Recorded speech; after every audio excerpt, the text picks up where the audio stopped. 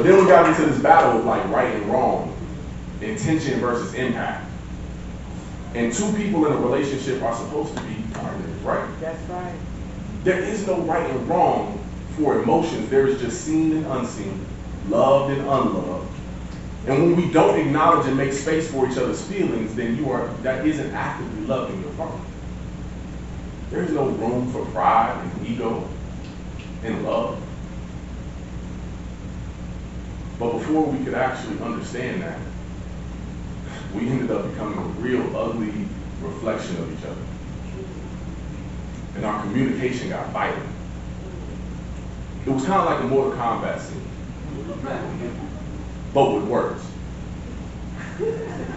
Which is crazy, right? Because like as a kid, I wasn't allowed to play Mortal Kombat because it was rated M for mature and shit, and I wasn't. But like, in that scene, like we weren't acting mature either. Because a lack of understanding and miscommunication weakened the sight in the realm of verbal combat.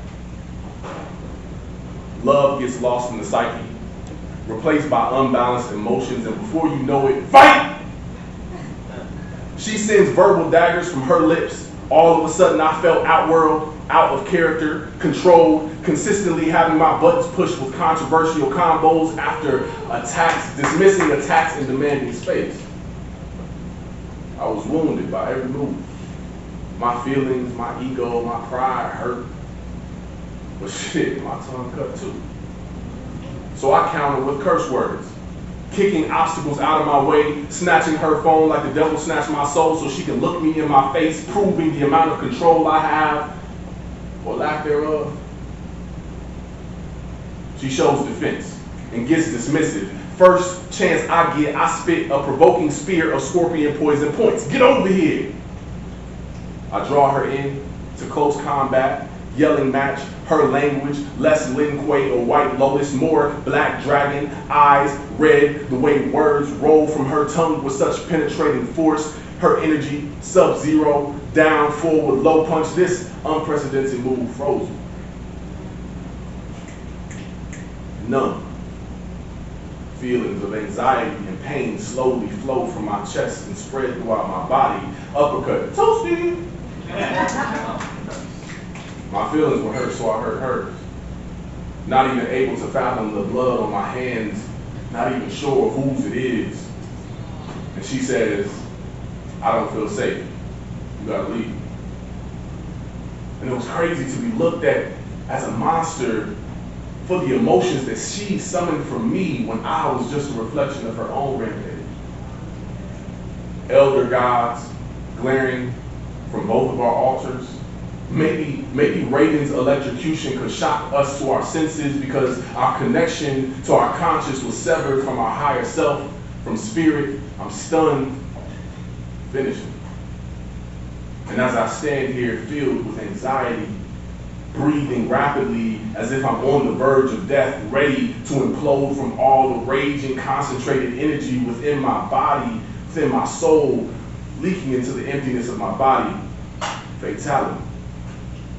Fractured pieces of myself all over the floor, my heart squished in the palm of her ego.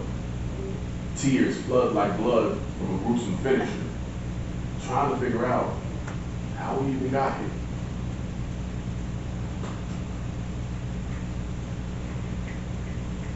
And the truth was that neither of us had any idea how we got there. Maybe it was the way we saw our parents handle conflict. Maybe it was the lack of emotional intelligence and communication skills. And all the unsaid coming forward and possessing us to express our unfiltered thoughts and actions. But we knew that we didn't want to end up in that point again. And I realized for myself that I needed time and space to handle my emotions before I started just expressing myself in order to take ownership of what I was feeling and to communicate in a productive and healthy way so that we can continue to move forward. So I still write letters and poems to my woman in short distance relationships. The irony is she says I lack communication expression of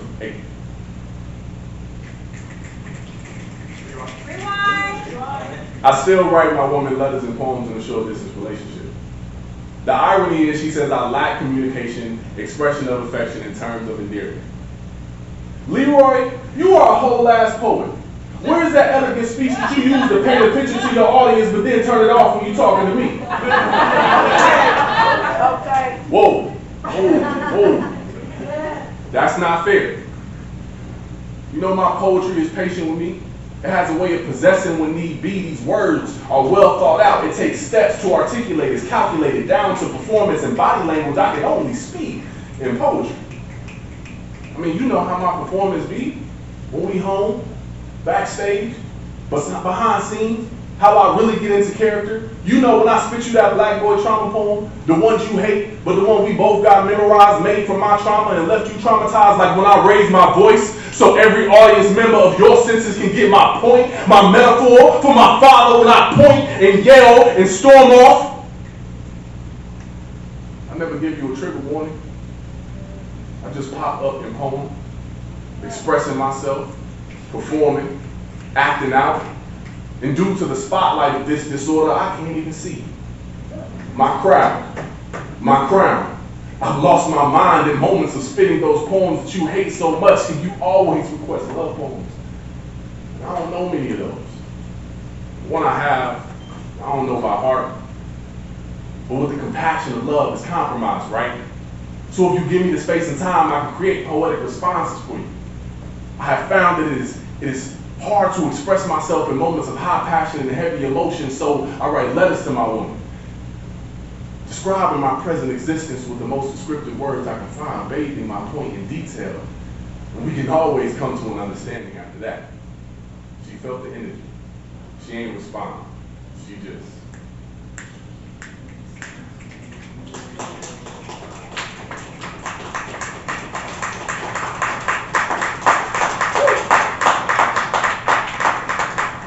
When we finally started to arrive at a system